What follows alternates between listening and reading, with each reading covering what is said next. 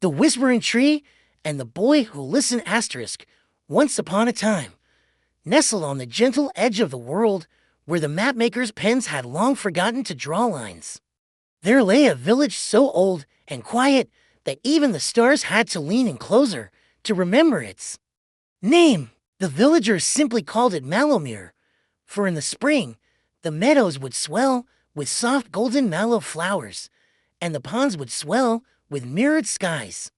No grand towers pierced the sky there, no carriages rumbled through the dirt roads, and no one ever seemed to be in a hurry, not even time itself.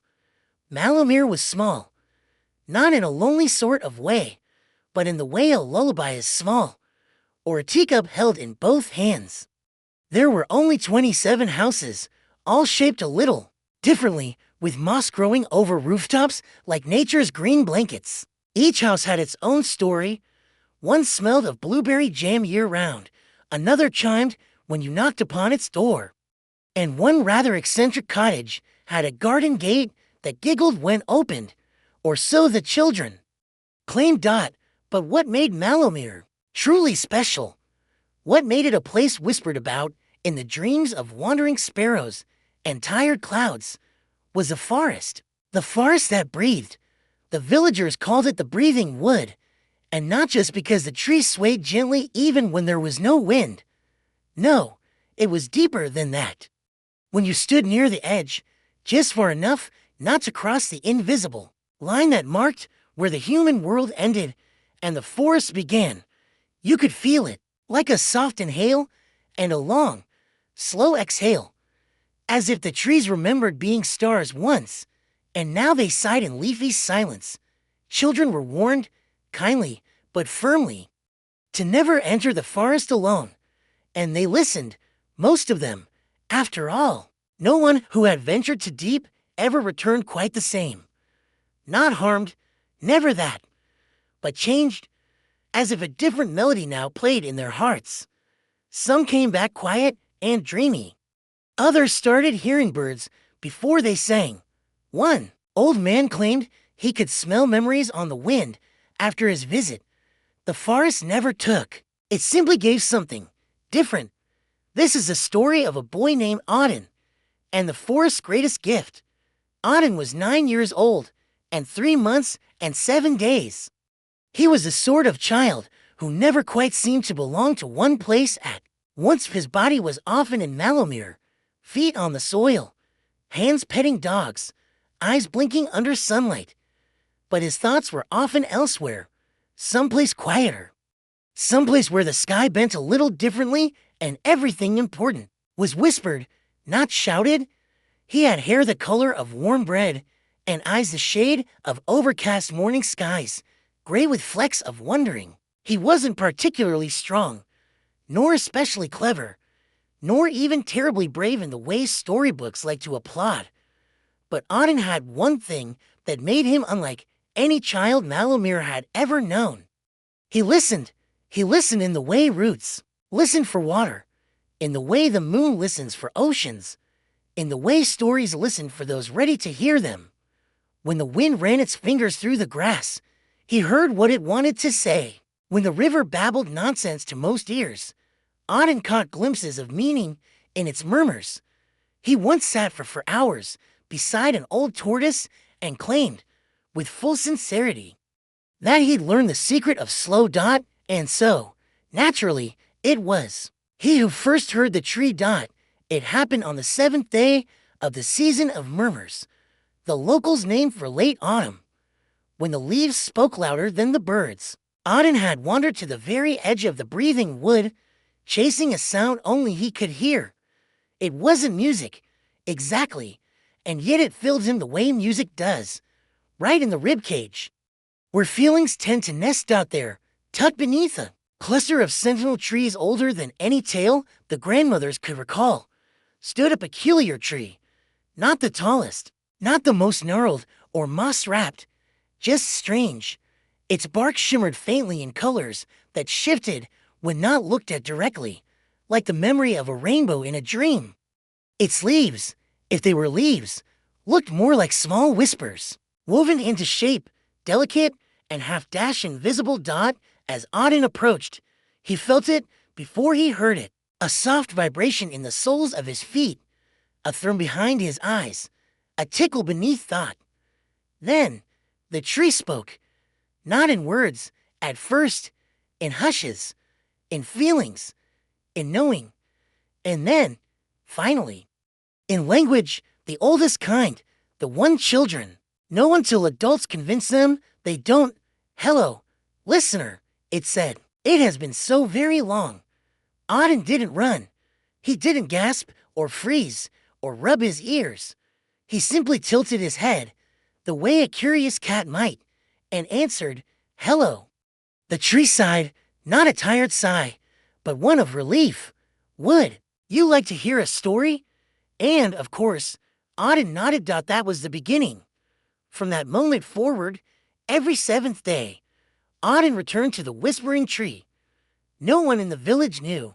He told no one, not because he wanted to keep it secret, but because he had no words yet for the kinds of tales the tree told. Stories of places that dreamed themselves into being, of stars that fell not to die, but to become fireflies, of creatures made of mist who folded wishes into leaves, of sorrow and joy and the gentle aching of time. Each story was long, winding, layered like the rings within the tree itself. But more than that, each story listened back. For every tale the tree told, Auden's heart grew rounder, softer, wiser. He began to notice things, the way bees danced before choosing a flower, the way shadows curled protectively beneath benches, the way lonely things waited to be named. And still, the villagers saw only a boy with cloud eyes and silent habits. They shook their heads and murmured things like peculiar and daydreamer. But Auden didn't mind. He was listening to something far greater than the world's noise. He was becoming. And somewhere deep in the breathing wood, the forest exhaled. It began, as many magical things do, on a day that seemed quite ordinary. The sun rose with its usual golden yawn, brushing the rooftops of Malomir with sleepy light. Birds chirped the same songs they had sung for generations. The baker's cat sat on the same windowsill, blinking slowly at passersby as if he were keeping track of time's heartbeat. But Auden awoke differently. He didn't know it yet. But the story he had heard from the whispering tree the night before had not ended. Not really. It had curled up inside him like a soft spiral, spinning slowly in his chest as he dreamed. It had whispered itself through his sleeping thoughts and threaded strange wonder into the corners of his soul. And now, that story wanted more. It wanted to grow. When he opened his eyes that morning, Auden didn't feel tired or groggy. Instead, he felt stretched, as if he'd woken not just from sleep, but from somewhere far. He lay still in bed, his hands folded on his chest, and listened. Not to the sounds of the village. He always heard those, but deeper. There, beneath, the hum of bees outside his window, beneath the rustle of the trees, beneath even the silence, a voice. Not quite the whispering tree's voice, and not quite his own either. It was a third voice, woven from both, a voice that had roots and wings. And it said just one thing: a story is not finished just because the telling stops. He sat up. Something inside him had changed. He could feel it. The world looked the same, but it wore a new shimmer, like a thread of silver just beneath the surface of everything. His wooden floor creaked hello. His window curtain danced a little longer in the breeze. Even the spoon on his table leaned slightly, as if it had leaned in to listen. Auden dressed quickly, not because he was in a rush, but because he was ready. Ready in the way a bud is ready to bloom. He tucked a notebook into his satchel, though. He didn't yet know why. And before anyone in the village could ask where he was going, he was already at the edge of the forest again. Waiting. But today, the tree did not speak first. Instead, it listened. Auden stood before it, His feet sunk slightly into the mossy ground and whispered, "I think your story is still telling itself inside me." The tree, silent for a long moment, finally replied, "Then it is time you become the teller." Auden blinked. "But I'm just a boy." The wind stirred the leaves. Or perhaps it was the tree sighing again. Every story begins small. Even the greatest rivers begin with listening to a single drop. And then, as if the entire forest held its breath, a single leaf fell from the whispering tree's branches. Though it wasn't quite a leaf at all, it floated like silk, shimmered like memory, and landed in Auden's open palm. The moment it touched his skin, the world unfolded. He saw things, places he'd never been, faces he'd never seen, creatures born of light and shadow. He saw mountains that whispered their dreams to the sky, and oceans that remembered every footstep ever taken along their shores. He saw a girl who cried starlight, and a boy who taught a river to laugh. But most of all, he saw the next part of the story, and it was his. From that day on, the line between story and life began to blur. Auden didn't walk home that evening. He wandered, not aimlessly, but curiously, down paths that hadn't existed the day before.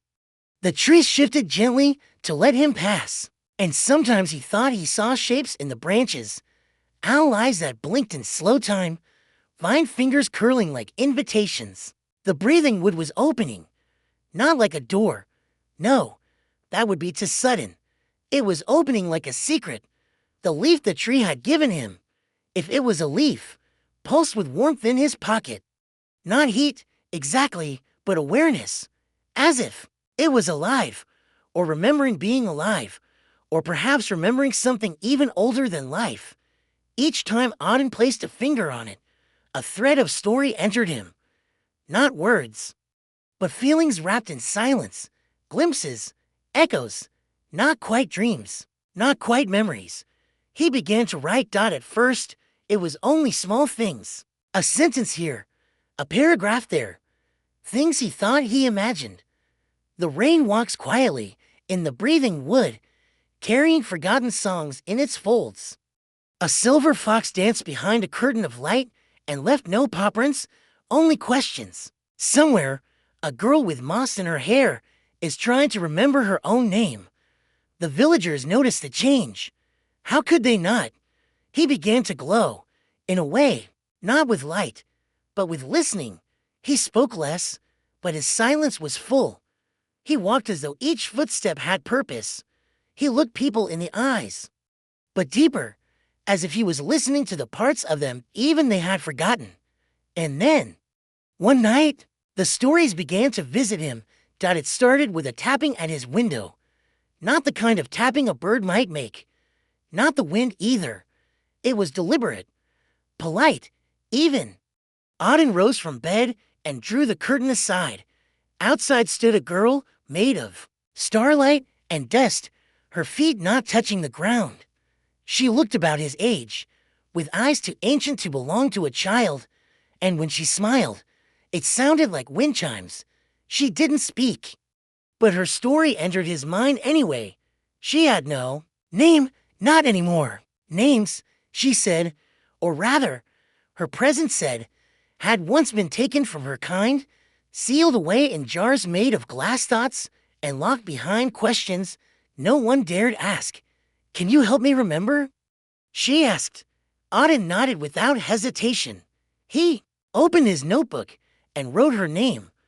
Not the one he knew, for he didn't know it, but the one that arrived in his heart like dew arriving on morning grass. She who dreams in mirrors and walks between yesterdays. The girl bowed, and as she did, she faded. Not vanished, not gone, simply complete. Her story had been remembered. And the notebook began to glow. From that night on, they came. Not people, not exactly, not dreams, not only stories. Some arrived on the wings of moths. Others walked in with the morning fog. One curled itself into his teacup and refused to leave until he wrote it down. Another rhymed as a sneeze, then unfolded into a poem. Each one brought a lesson, a puzzle, a truth.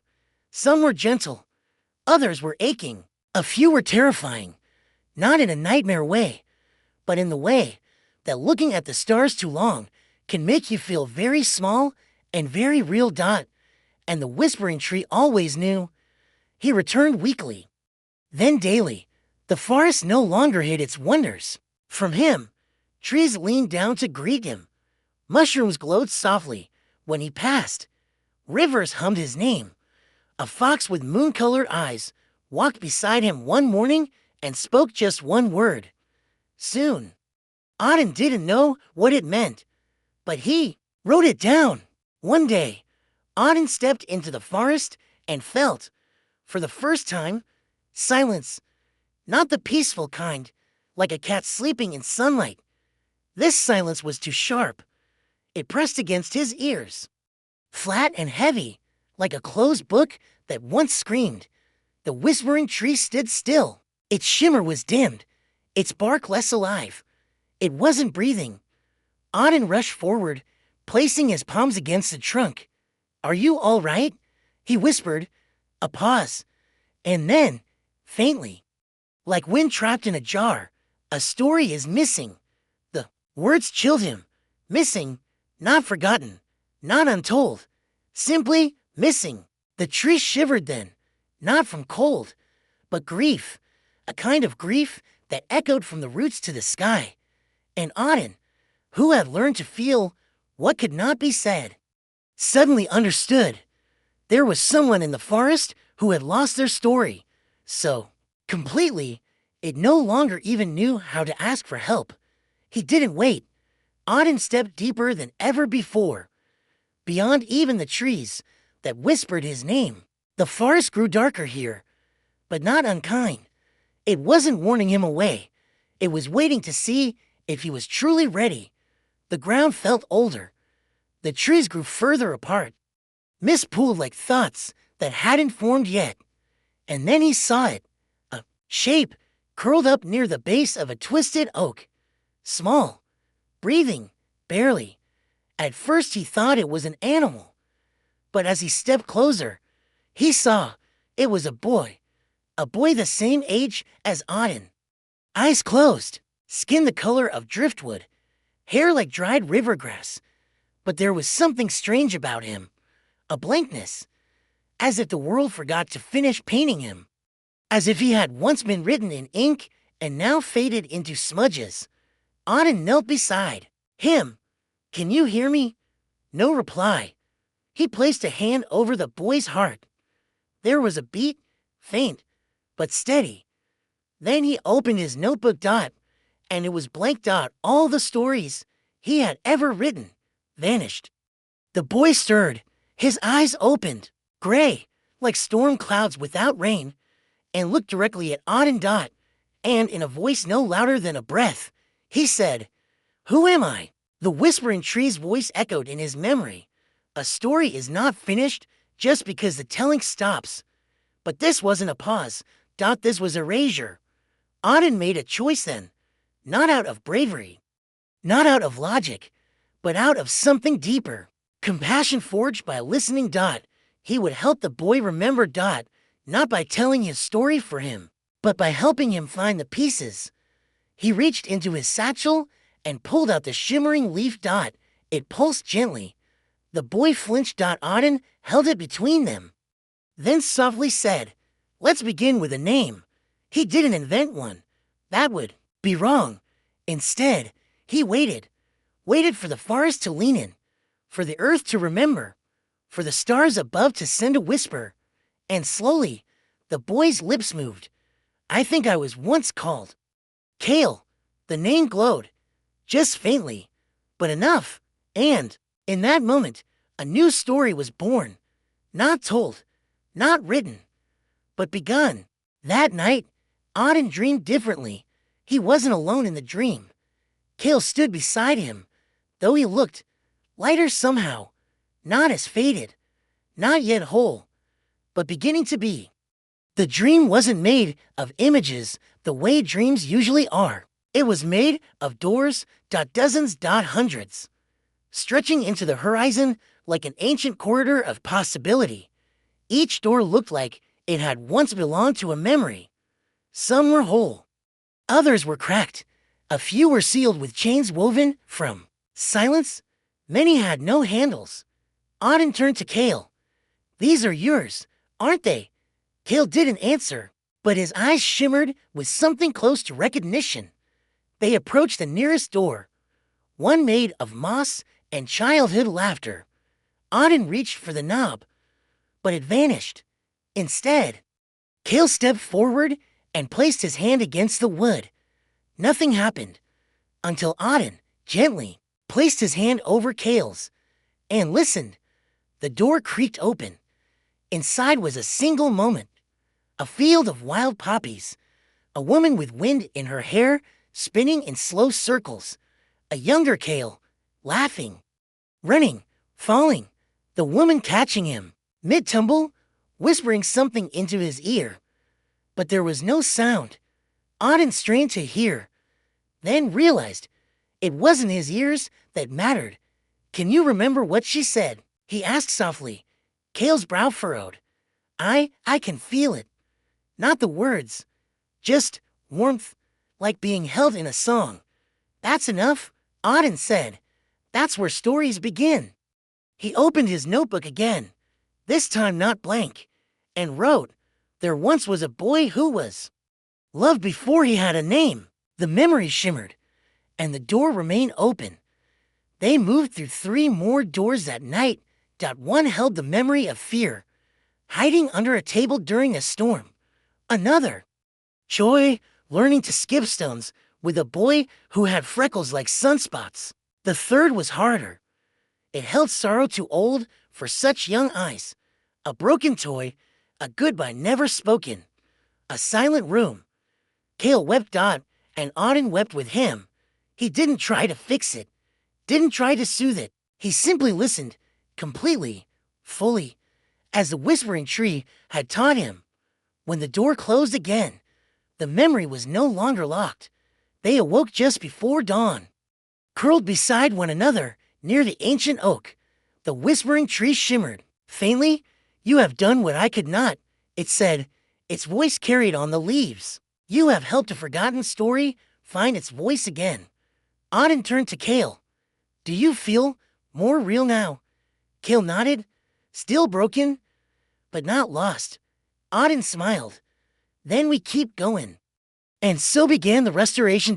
Each day, they returned to the dream path of memory. Each night, a new door opened. Each memory written in the notebook returned something to Kale. A gesture, a word, a smile that fit on his face again. And slowly, so slowly, the world began to remember him too. Birds perched near him again. Flowers turned toward him. His shadow grew firmer on the ground. He was becoming whole. And then, the whispering tree gave Auden a final gift. A seed. The seed sat quietly in Auden's palm for 3 days. It didn't shimmer. It didn't hum. It didn't do anything a magical seed ought to do. It simply waited. Cal didn't ask about it. Perhaps because he already knew what it meant. Perhaps because he wasn't ready to know. The whispering tree had fallen silent again. Not in grief this time, but in reverence. As though some ancient process had begun. Something even it could not direct. A story was unfolding, and even the tree had to let it grow on its own. So Auden and Kale walked. They walked beyond the forest's known paths, past the brook that sang, backwards, past the thicket that blinked, past the moss-covered hill where laughter had once nested. And there, tucked between a circle of half-forgotten stones, they found a clearing. It was unlike the rest of the breathing wood.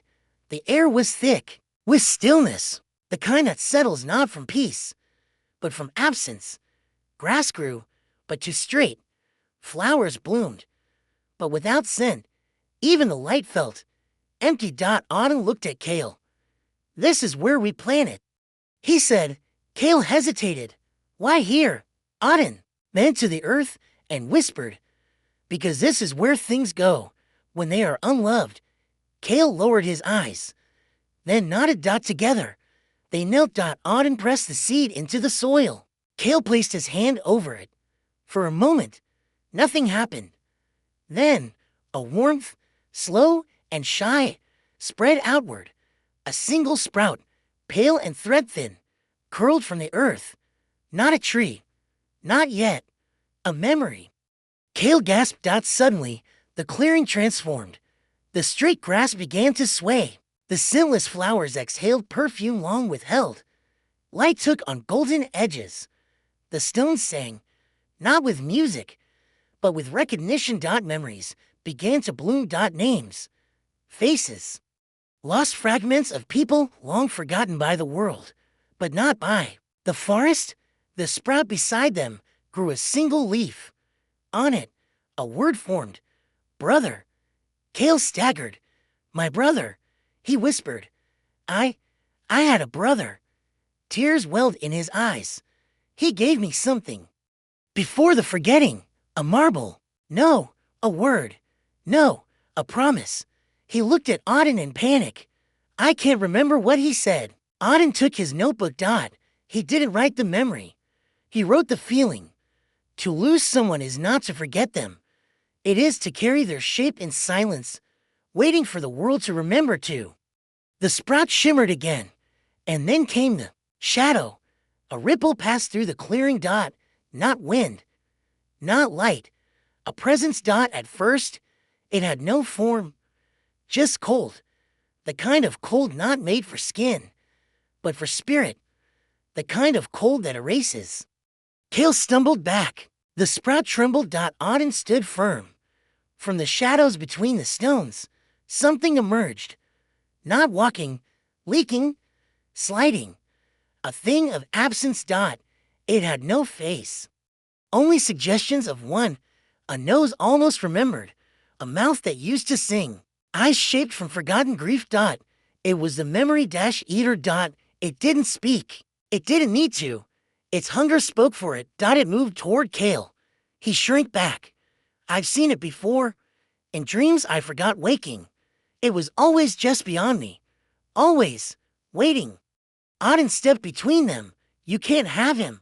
The thing tilted its almost head. Then, for the first time, it hissed, not in anger, but in recognition. Listener, it said. The word sounded wrong in its mouth, like a lie trying to tell the truth. You keep what should be gone. Auden felt the leaf in his pocket burn, not in pain, but in resolve. Stories are never truly gone, he said, only misplaced. Buried, waiting for someone to listen. The creature surged forward, and Auden whispered, not to the shadow, but to the ground beneath him. To the sprout. To the story. Remember, the ground pulsed. The sprout burst into bloom. Not a tree, but a wave of silver light shaped like a canopy of stories. Names rained from the sky like petals. The stones hummed. The clearing became alive. The memory eater screamed, a sound like pages tearing, like lullabies unlearned, and collapsed inward. Not destroyed, not defeated. Returned to the silence from which it came. Kale collapsed. Auden caught him. I remember, Kale whispered. Not everything, but enough. A pause. And then a smile. My brother's name was Eliot. He called me Little Star. Auden smiled back. And now you'll shine again. They returned to Malomir at dusk. The village looked unchanged, as it always did. Slow, golden, kind. Smoke curled from chimneys. Cats lingered on fences. Lanterns blinked on, as though rubbing their eyes awake. But something was different. Not in the village. And Kale. He walked beside Auden now with a stride that hadn't existed before. Not pride, not confidence, but weight. The weight of being real again. Still, as they crossed the stone bridge into the heart of the village, no one turned. No one gasped in recognition. No one called out Kale.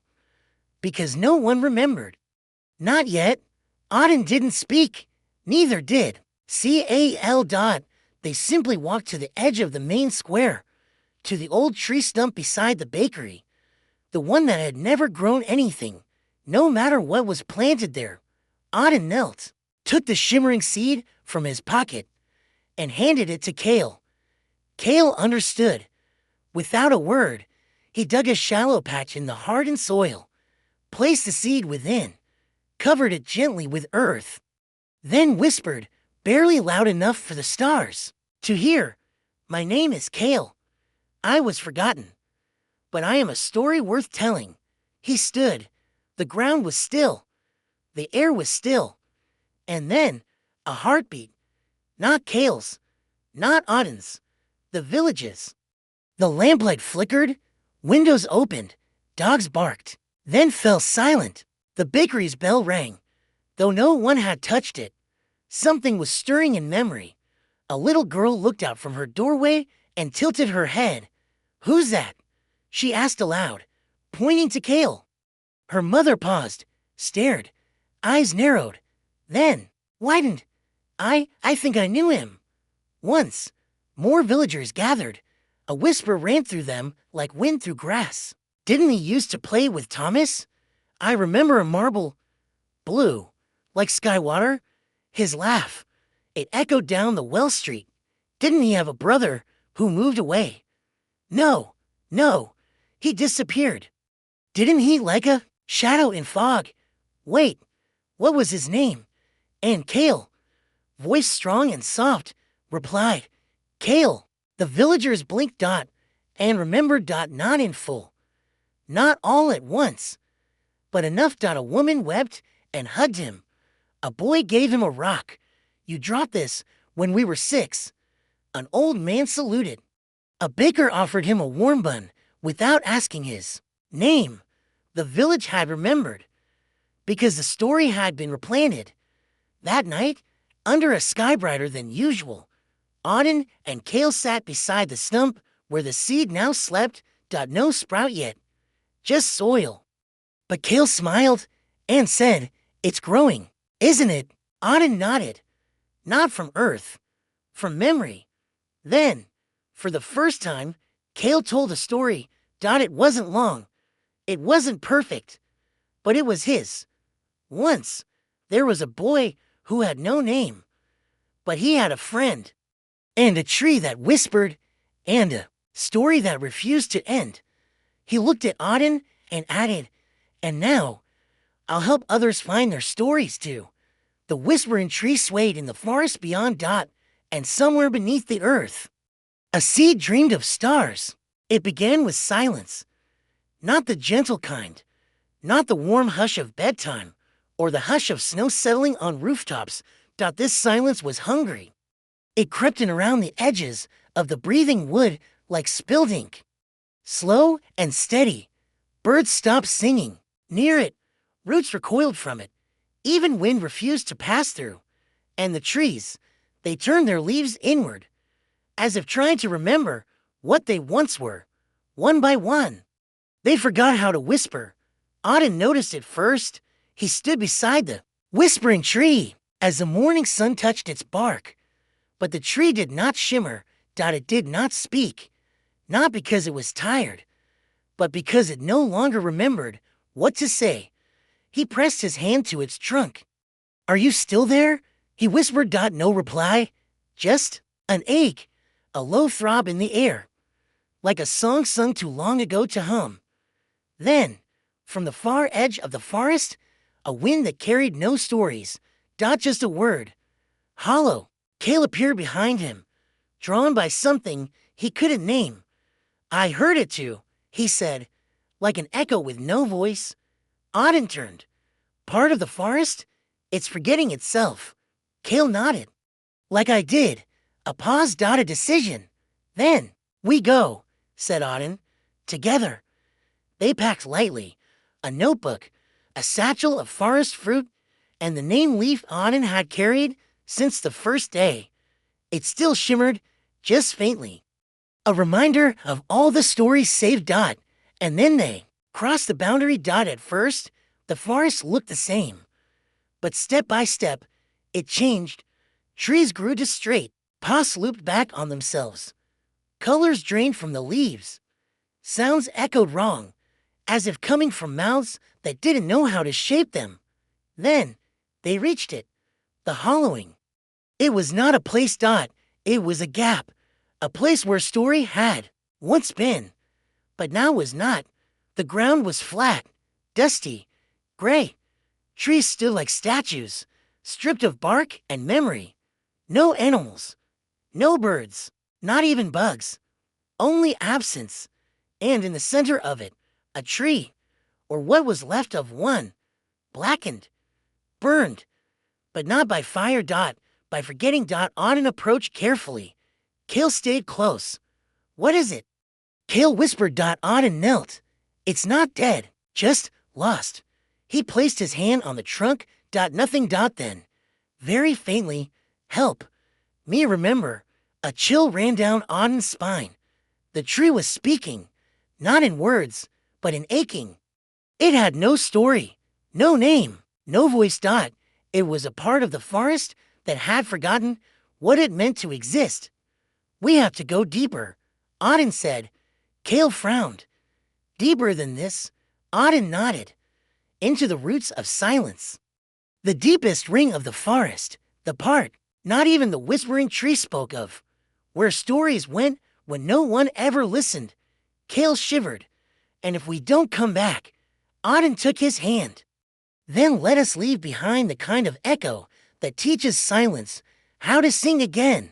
The deeper they walked, the less the world obeyed its own rules. Paths curled away as they were walked. Branches retracted before being touched. Rocks blinked, and time shifted. Sometimes they'd speak for hours and find only a few steps had passed. Other times, they blinked, and the moon was overhead. Here, in the roots of silence, nothing moved unless it had a reason to, even memory. Auden paused before a stone shaped like a teardrop. It hummed, not with sound, but with something older than sound. The pressure of a word long and said. He knelt, the stone post once. Then, from the air around them, voices began to whisper, not like the whispering tree. These whispers were broken, stuttered, barely able to form thought. He used to laugh. I was before the fire. Tell them I still dream. Kale clutched his arms. They're stories, he said, but they don't remember how to tell themselves. Auden nodded, like scattered pages. We had to listen between the lines. He placed the name leaf on the stone. It shimmered. And then, for the first time, the whispers found one another and formed a name. Alira. The clearing changed. A faint glow appeared in the distance. A path formed. They followed it. At the end of the path was a figure. Not a person. Not quite a shadow either. It sat beneath a tree, so pale it looked like breath. The figure's body was made of something between fog and threadbare pages. No face, no hands, but it turned toward them and spoke. Did someone write me back? Its voice was threadbare too, like a bedtime story read old. So many times the details had faded, leaving only tone. Auden stepped forward. We're here to help you remember. The figure tilted slightly. I don't know if I want to. Why? The air grew cold. Because remembering hurts. A pause. Kale stepped forward. So does forgetting.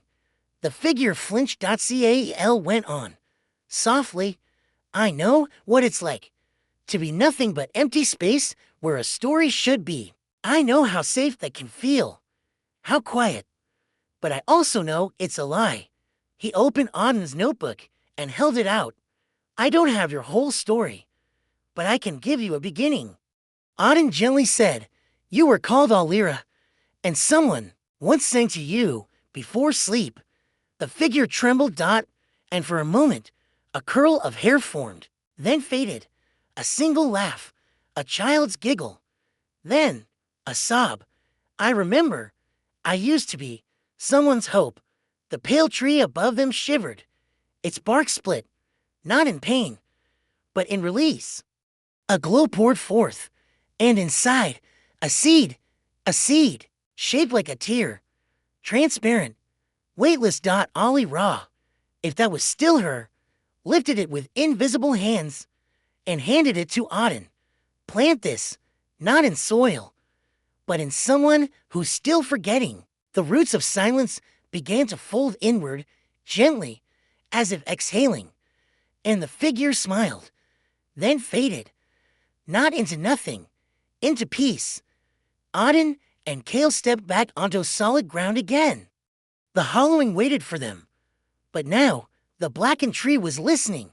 They knelt beside it. Auden placed the seed, not in the roots, but gently against the trunk, whispering, "You are Alira's memory. You are not alone."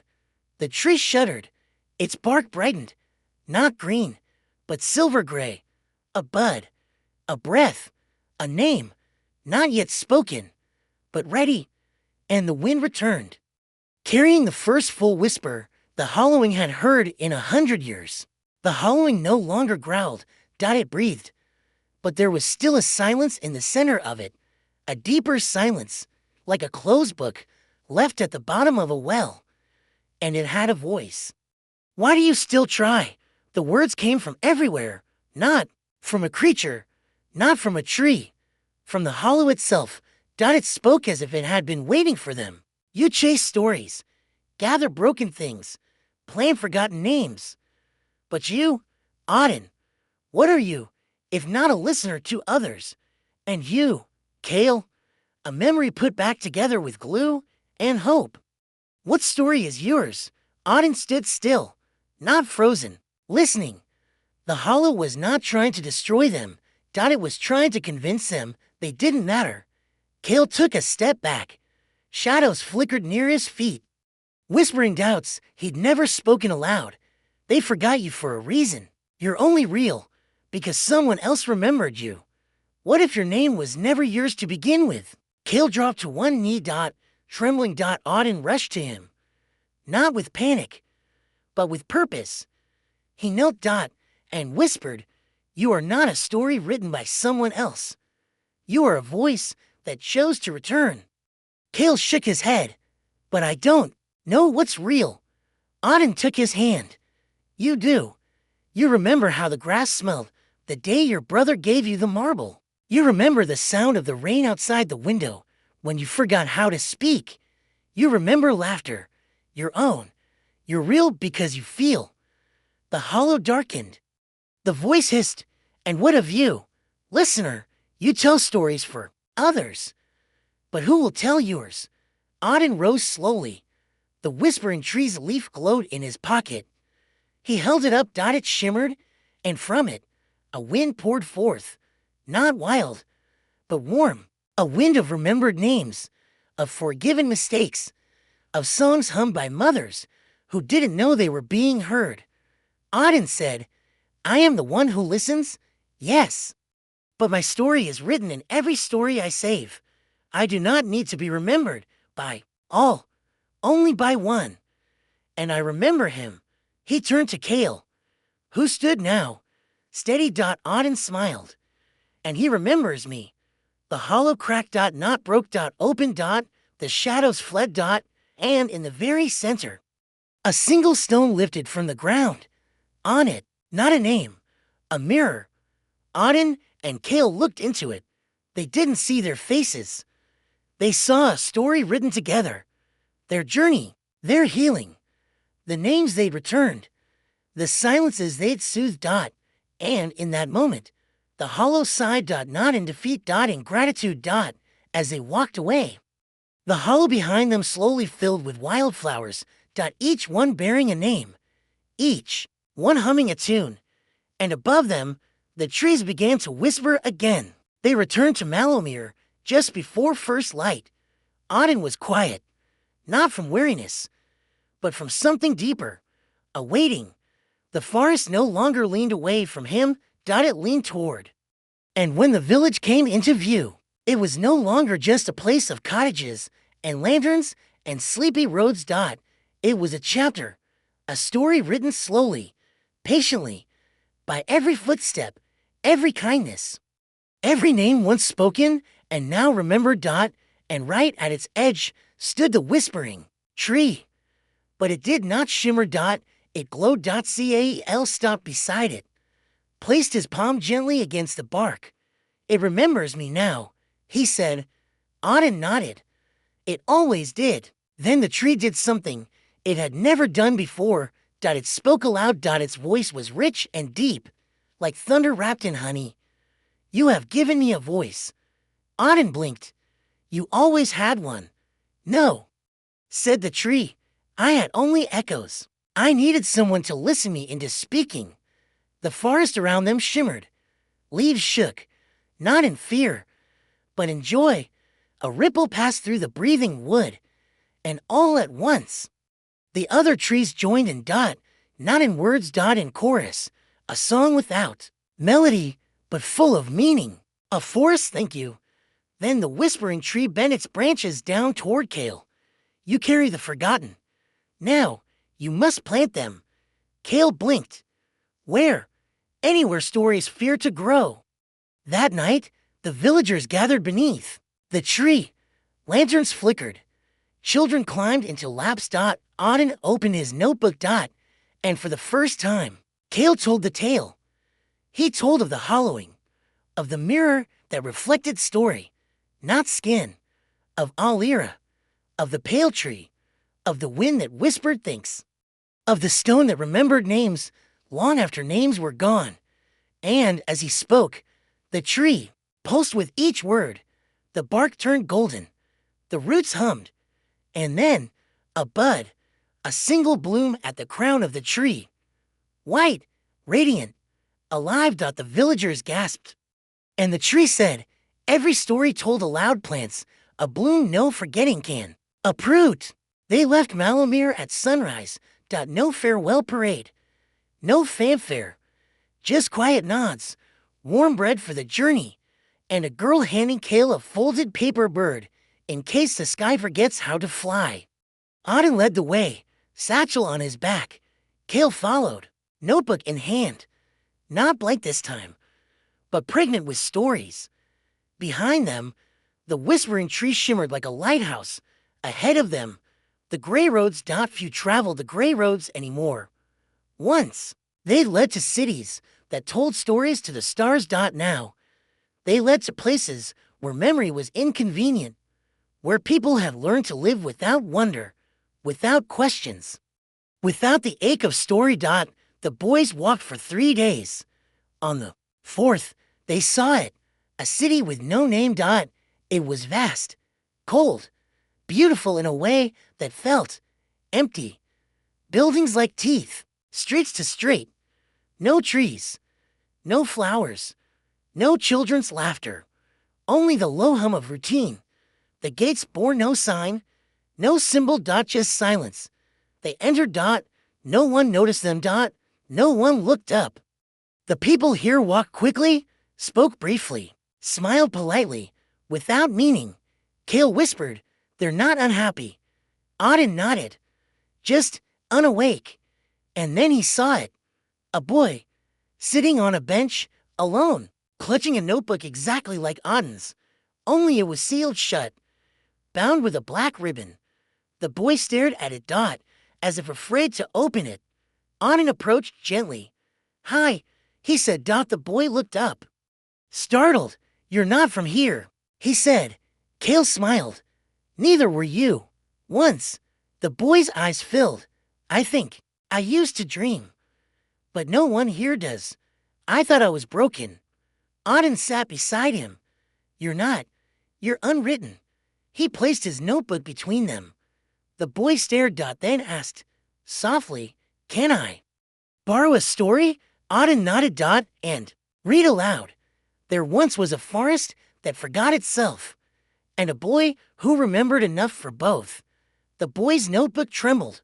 The ribbon loosened, and a single word glowed on its cover. Begin.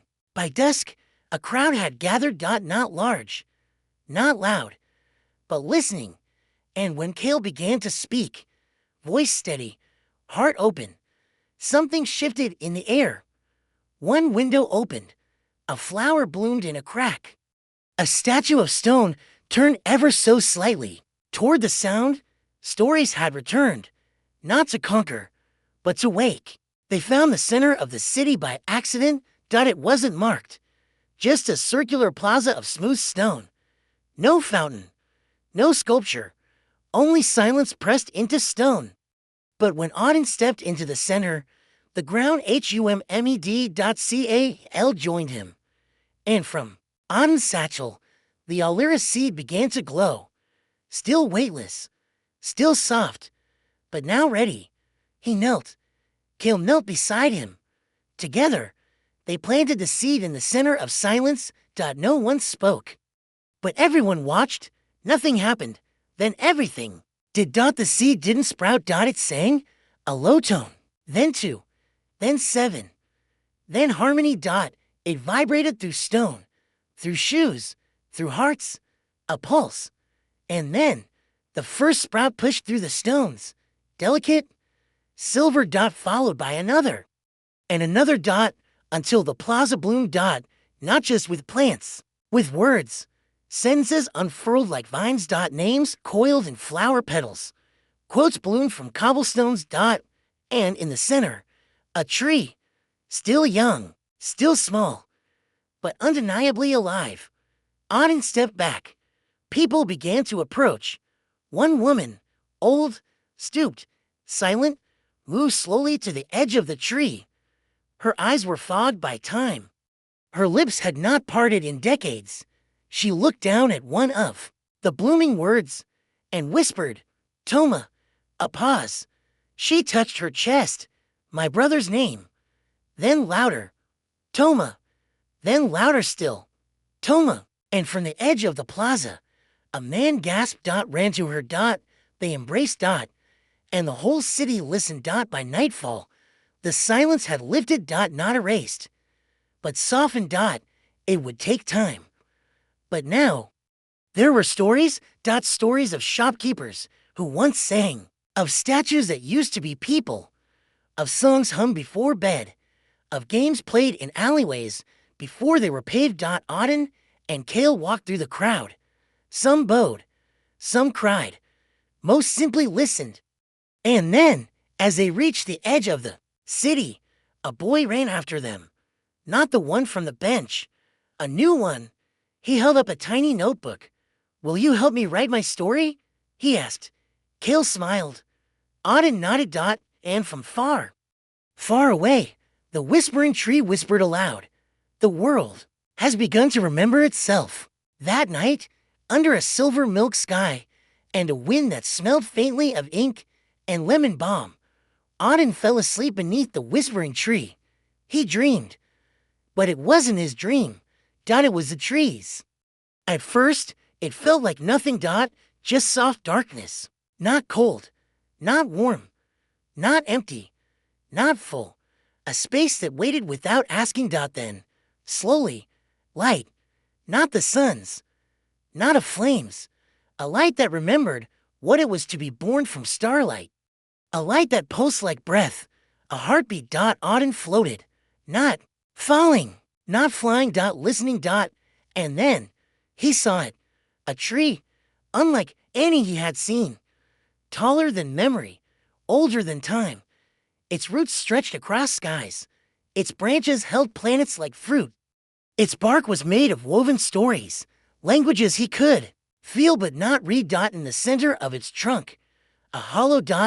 And in the hollow, a star. Small, dim, pulsing. Afraid. Auden approached. Each step echoed. Not in sound, in meaning. The tree did not speak. The star did. I am the first story, the one no one dared to tell, the one too bright to look at, the one too quiet to hear. Auden whispered, Why are you afraid? Because I've never been written. I exist only in the space between all stories. If you speak me, I may vanish. But if you don't, I may never be. Auden knelt before it. Hands open. Then let me listen, even if I cannot write. The star flared, softly, sadly, beautifully, and began to tell its truth. Not with words, with images. He saw a world where trees walked, but forgot their feet. Where children built libraries from raindrops. Where silence once sang. Where dreams were born as seeds, and the bravest trees let them fall. And at the very beginning, a spark. Not a god, not a voice. Just the wish that something could be known. And from that wish, the first listener. Auden gasped. It was him. No, not him, but like him, an echo across lifetimes. A child who heard the very first whisper and planted it in the soil of time. The tree shivered, and from its branches fell pages. Each one blank, each one waiting. The star said, "Will you carry me?" Auden nodded. The star floated to his chest. And entered. It did not burn. It remembered. And so did he. He awoke. Beneath the whispering tree. Dawn above. Kale beside him. Still sleeping. But inside Auden. Something new. Not a voice. Not a power. A seed of light. The morning felt different. Not because the sun rose slower. Or the birds sang louder. But because everything had begun listening to Auden. The grass leaned toward his footsteps. The breeze paused for his breath. Even the shadows bent slightly, as if to hear what he might say next. And Auden didn't feel bigger. He felt hollow and holy, like a page before the pen. Kale woke beside him. "You're glowing," he said. Auden smiled. "So are you. You just don't know your story is starting again." They walked to the edge of the forest. Auden paused. And then he spoke. Not to Kale, but to the world. "Let there be a path of golden stones, where none ever lay before, for the one who carries light." And from the forest floor, golden stones rose, one by one, a path made of possibility. Kale stepped back. "You just made that." "No," Auden said quietly. "It was always going to be. I only allowed it." He looked at his hands. "I can see what could be, Kale. Not what should. But it's tempting." Kale grew serious. "You need to be careful." Auden nodded. "I know. That's why I'll only write what's asked to be remembered." That night, they camped beneath a hill covered in windflowers. And Auden dreamed again. But this time, something else was watching. In the dream, he stood before a black lake, still, endless. And from the lake rose a figure. Tall, hooded, skin-like, with ink. It had no face, only a voice that curled like smoke. "You've taken the seed of light." Auden didn't answer. "You think that means you're chosen?" Still silence. "But let me ask you this, listener. If you could rewrite the sorrow of the world, would you erase it?" Auden whispered. "No. I would listen to it, and carry it with gentleness." The figure leaned closer. "Then you are not ready." Auden woke gasping. The stars above looked frightened. Cal stirred. "What happened?" Auden looked at his hands. "I think there are others watching the story now. Ones who don't want it to be told." Kale nodded slowly. "Then we write carefully. And from far away, in a place where stories go, when they are stolen, ink began to boil. The next village was small, a place forgotten by most maps and by most stories. But Auden felt it before they arrived. A crack in the thread of what should have been. A girl would die that night. He didn't know how. He didn't know why. Only that the stars inside him whispered regret. As soon as they entered the village, he knew her, a little girl named Lyra. Eyes like evening fog, hands stained with flower paint, a laugh that had the sound of tree bells. She ran past them with a kite made of feathers. And Auden felt time bend. Just a little, like a candle flickering before the wind reaches it. He pulled out his notebook. His hand trembled. He whispered, "Lyra will live. The card will turn right instead of left." The The stone will not be loose. The wheel will hold. The breath will return. He closed the book and waited. The moment came an hour later. The runaway cart, the sharp bend, the stone. Only this time, the cart swerved. The stone held. The wheel stayed true. Lyra stood frozen. Alive. Safe. And the wind whispered, "Not yet." That night, Kale found Auden sitting alone, staring at the stars. "You saved her," Kale said. Auden nodded. But didn't smile. "What did it cost?" Kale sat beside him. "What do you mean?" Auden opened his notebook. The page with Lyra's rescue was blank. Something was taken. "I don't know what yet. But the future doesn't come freely." He reached for another page. It too was fading. Not just the words. The memory. Cael whispered.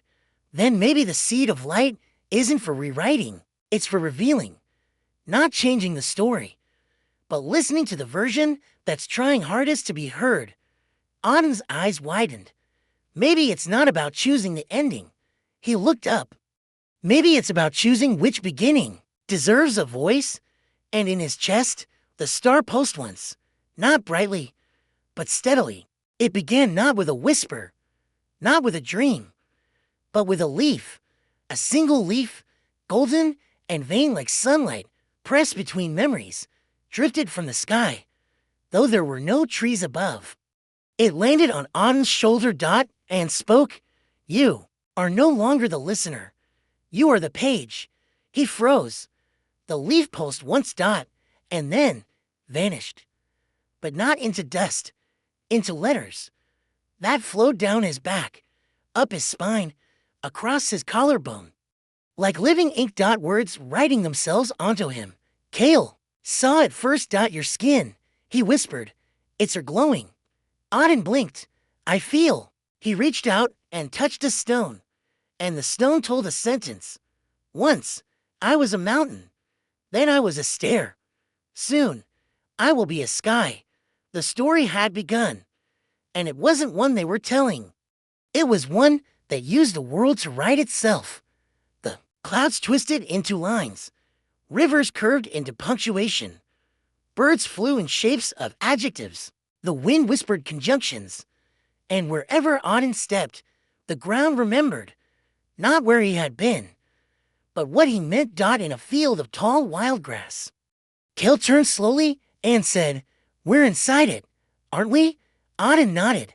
"We've been chosen. Not as authors, not as readers." He pressed his hand to a tree trunk.